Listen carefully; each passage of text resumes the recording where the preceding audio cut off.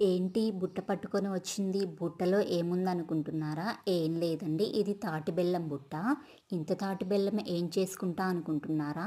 Tea, coffee, sweets, curries ఇలా ఎందులోకైనా నేను ఈ తాటి బెల్లాన్ని యూస్ చేస్తాను. షుగర్ అనేది మా ఇంట్లో వెతికినా దొరకదు. సో ఈ బెల్లాన్ని ఇలా మంత్లీ ఒకసారి తెచ్చి ఇలా పౌడర్ చేసి స్టోర్ చేసి ఎందులోకైనా నేను ఇదే వాడతా. ఎందులో వేసినా అసలు విరిగే ఛాన్సే లేదు. సో నో డౌట్ మీరు కూడా ఇలా పౌడర్లా చేసే పని లేదు. కొంచెం ఇలా స్మాల్ పీసెస్లా కొట్టుకుంటే చాలు. సో మీరు కూడా మ్యాక్సిమం షుగర్ని యూజ్ చేయకుండా ఇలా తాటి బెల్లాన్ని యూజ్ చేయండి, హెల్త్కి మంచిది.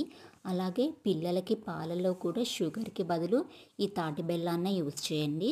సో ఇలా ఈ బెల్లాన్ని ఇలా దంచుకొని ఒక గంట పాటు ఎండలో పెట్టుకుంటే ఎన్ని రోజులైనా పాడవకుండా ఉంటుంది. సో నా ఈ వీడియో కనుక యూస్ఫుల్గా అనిపిస్తే తప్పకుండా నా ఛానల్ని సబ్స్క్రైబ్ చేయండి.